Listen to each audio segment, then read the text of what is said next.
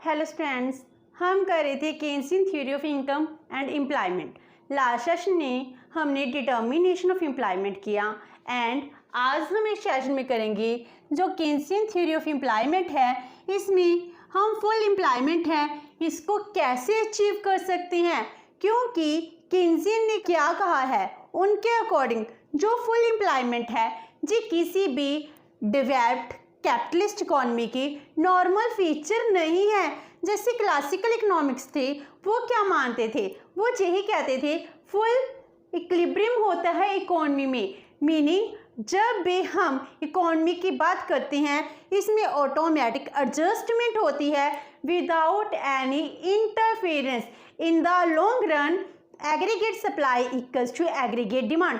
लेकिन 1930 के great depression ने इस बात को डिनाई कर दिया, क्रिटिसाइज कर दिया कि कभी भी ऐसा नहीं होता कि फुल एम्प्लॉयमेंट लेवल पर एग्रीगेट डिमांड एग्रीगेट सप्लाई की इक्वल ही होगी। अगर ऐसा होता तो ग्रेट डिप्रेशन आता ही क्यों। तो इसीलिए केन्स ने क्या कहा है, जो इकोनॉमी में इक्विलिब्रियम होता है उनमें से जो अंडर एम्प्लॉयमेंट इक्विलिब्रियम है it is the normal feature of advanced capitalist economy, ना कि फुल एम्प्लॉयमेंट है जी नॉर्मल फीचर बन चुकी है।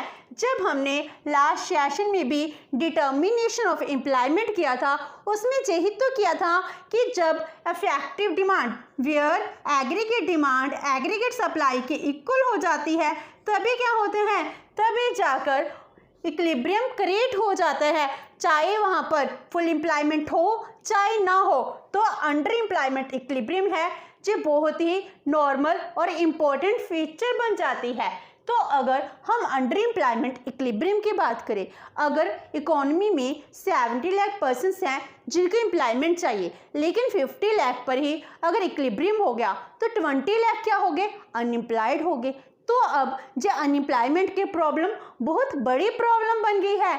इसीलिए केन्स कहते हैं अगर हम चाहते हैं कि अनएम्प्लॉयमेंट को रिमूव किया जाए तो इसके लिए आपको किसकी ज़रूरत है, अफेक्टिव डिमांड को इंक्रीज करने की। अफेक्टिव डिमांड कैसे इंक्रीज कर सकती है, जब हम एग्रीगेट डिमांड को इंक्रीज करेंगे। इसके लिए वो कहते हैं जो सप्लाई है जो तो कांस्टेंट रहेगी, जो एग्रीगेट सप्लाई है शॉर्ट रन में हम इसको इंक्रीज नहीं कर सकते हैं। अगर इंक्रीज करते हैं लेबर के थ्रू होगी, हमने तो क्या करना है, फुल एम्प्लॉयमेंट लेकर आनी है, सप्लाई को कम नहीं करना। सप्लाई को जितनी है इसमें फुल एम्प्लॉयमेंट रहे, इसके लिए हमको डिमांड को ही इंक्रीज करना होगा। इसके लिए ज़रूरत है increase in the aggregate demand.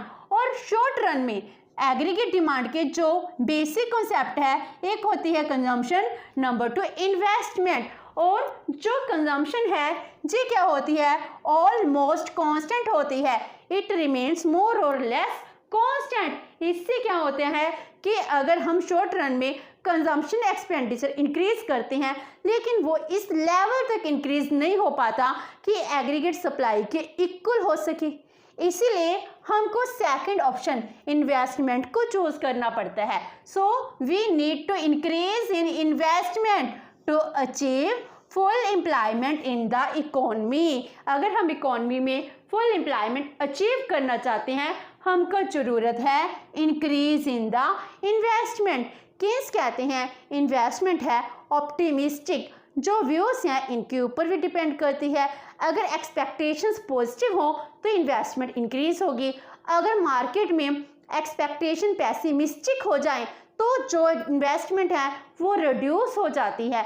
इसी के ऊपर ही साइक्लिकल फ्लक्चुएशन है वो डिपेंड करती हैं। इसीलिए केन्स कहते हैं इसके लिए गवर्नमेंट को इंटरफेरेंस करनी चाहिए। गवर्नमेंट की फिस्कल पॉलिसी के ऊपर वो अपना फेथ दिखाते हैं, उसकी फिस्कल पॉलिसी के थ्रू ही गवर्नमेंट एक्सपेंडिचर इंक्रीज किया जा सकता है, टैक्सेस में डिडक्शन दी जा सकती है, सब्सिडीज को इंक्रीज किया जा सकता है, जिससे ऑप्टिमिस्टिक व्यू हैं वो इंक्रीज हो सकते हैं, जिससे इन्वेस्टर इन्वेस्ट करेंगे एंड इकोनॉमी में फुल एम्प्लॉयमेंट लेवल को अचीव किया जा सकता है।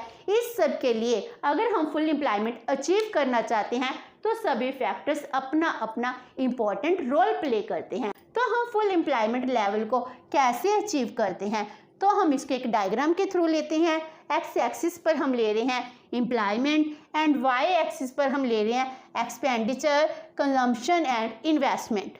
पहले हम बनाते हैं एग्रीगेट सप्लाई की curve for achieving the equilibrium. तो एग्रीगेट सप्लाई कब होगी एंड एग्रीगेट डिमांड होगी जब ये दोनों इक्वल हो जाएंगे, तब अफेक्टिव डिमांड को क्रिएट किया जा सकता है।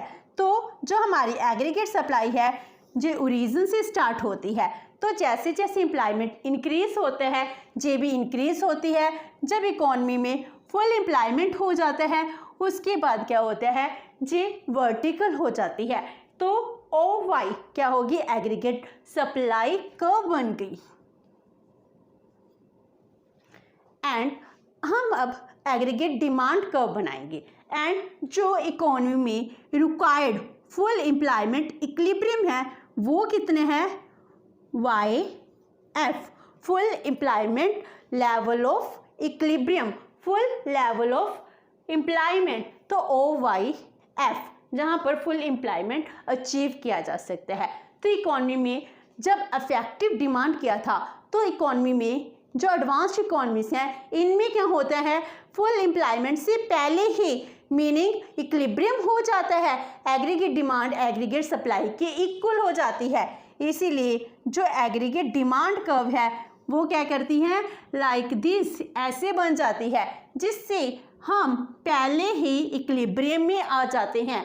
तो इस तरह जो इक्विलिब्रियम लेवल है, जो इक्विलिब्रियम क्रिएट होता है वो y1 पर होता है। जो इक्विलिब्रियम क्रिएट हुआ है, ये इक्विलिब्रियम कौन सा इक्विलिब्रियम है, अंडर एम्प्लॉयमेंट इक्विलिब्रियम।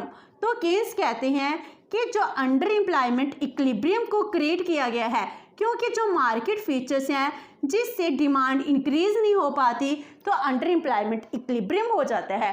अगर हम चाहते हैं कि फुल एम्प्लॉयमेंट इक्विलिब्रियम हो, जो हर एक इकोनॉमी का एक मेन पर्पस होता है, जो एग्रीगेट डिमांड है कंजम्पशन प्लस इन्वेस्टमेंट के इक्वल है, तो शॉर्ट रन में कंजम्पशन क्या हो गई है, ये कांस्टेंट हो जाती है। तो इसके लिए हमको ज़रूरत है इन्वेस्टमेंट को इंक्रीज करने की।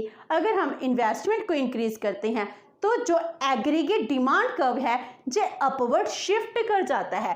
तो जो एग्रीगेट डिमांड कर्व ऊपर शिफ्ट कर जाएगा तो इससे क्या होगा, ये एग्रीगेट डिमांड न्यू वन बन जाएगा। जो न्यू एग्रीगेट डिमांड कर्व है ये एग्रीगेट सप्लाई को कहाँ पर मीट करता है, जहाँ पर एग्रीगेट सप्लाई अपना पॉइंट टर्न करती है फुल एम्प्लॉयमेंट लेवल पर। जब ये इंक्रीज करना बंद होकर वर्टिकल हो जाती है, मीनिंग फुल एम्प्लॉयमेंट लेवल तक हमारी एग्रीगेट डिमांड इंक्रीज हो चुकी है। जो नई एग्रीगेट डिमांड है इसमें हम इंक्लूड कर रहे हैं consumption plus investment plus change in investment, meaning जो नई इन्वेस्टमेंट हुई है जिस वजह से जी पोर्शन इंक्रीज हो गया, तो नया लेवल क्या हो गया, OY1, जिसमें हमारा फुल एम्प्लॉयमेंट लेवल है अचीव हो जाता है। तो जो जी लेवल है इसको क्या कहेंगे, फुल एम्प्लॉयमेंट इक्विलिब्रियम। एंड इस लेवल पर इकोनॉमी में जो कुछ भी है, जिनको भी एम्प्लॉयमेंट की रिक्वायरमेंट है, सभी की सभी रिक्वायरमेंट फुलफिल हो जाती हैं एंड स्टेबल इक्विलिब्रियम क्रिएट हो जाता है। लेकिन एक्चुअल में इकोनॉमी में स्टेबिलिटी है ज़्यादा देर तक नहीं रहती है, इसमें अप्स एंड डाउन आते जाते हैं, जिसको ट्रेड साइकिल साइक्लिकल फ्लक्चुएशन के थ्रू हम स्टडी करते हैं। अगर मान लो ऑप्टिमिस्टिक व्यू है, पॉजिटिव है और एग्रीगेट डिमांड है, इन्वेस्टमेंट इंक्रीज होगी, इन्वेस्टमेंट और इंक्रीज हो जाए। अगर इससे भी ज़्यादा इंक्रीज होती है तो जो एग्रीगेट डिमांड कर्व है ये उससे भी ऊपर शिफ्ट हो जाएगा।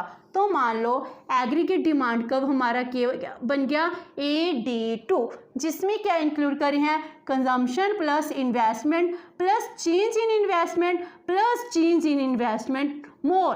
तो इस तरह ज़्यादा इन्वेस्टमेंट है वो होती है जिससे हम न्यू लेवल पर मान लो पे पॉइंट पर पहुंच जाते हैं। अब जो नया एग्रीगेट डिमांड 2 कर्व है इस पर क्या हो रहा है, एम्प्लॉयमेंट इंक्रीज हो रही है, नो, क्योंकि जितने भी इकोनॉमी के पर्सन थे जिनको भी एम्प्लॉयमेंट चाहिए थी सबको मिल चुकी है।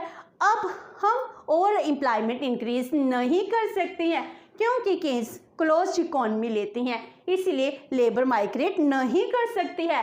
तो एफ पॉइंट पर जो इक्विलिब्रियम आता है, इसमें अब प्रोडक्शन इंक्रीज नहीं होगी, सप्लाई इंक्रीज नहीं होगी, तो क्या इंक्रीज होगा?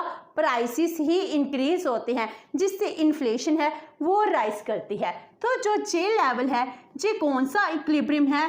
Over full employment equilibrium, meaning full employment से भी ज़्यादा का इक्विलिब्रियम इकोनॉमी में क्रिएट हो गया है, जिसको हम नॉर्मली बूम की सिचुएशन कहते हैं, जिसको ट्रेड साइकिल में बूम डिप्रेशन कहा जाता है। जो बूम हो गया, अगर अंडर एम्प्लॉयमेंट हो जाए, चाहे इससे कम चला जाए, तो जो डिप्रेशन की सिचुएशन आ जाती है। तो इस तरह इकोनॉमी में फुल एम्प्लॉयमेंट लेवल को अचीव करने के लिए हमको किसकी ज़रूरत होती है? इन्वेस्टमेंट को इंक्रीज करने की। इसीलिए केन्स ने अपनी थ्योरी में इन्वेस्टमेंट को बहुत ज़्यादा इम्पोर्टेंस दी है। तो इस तरह आज हमने सेशन में achievement of full level of employment किया। नेक्स्ट सेशन में हम करेंगे determination of output and income. Hope so कि आपको ये सेशन अच्छा लगा होगा। अगर आपकी कोई क्वेरी है तो post document books and video अच्छी लगी तो please like and share with your friends. Thank you so much and have a nice day.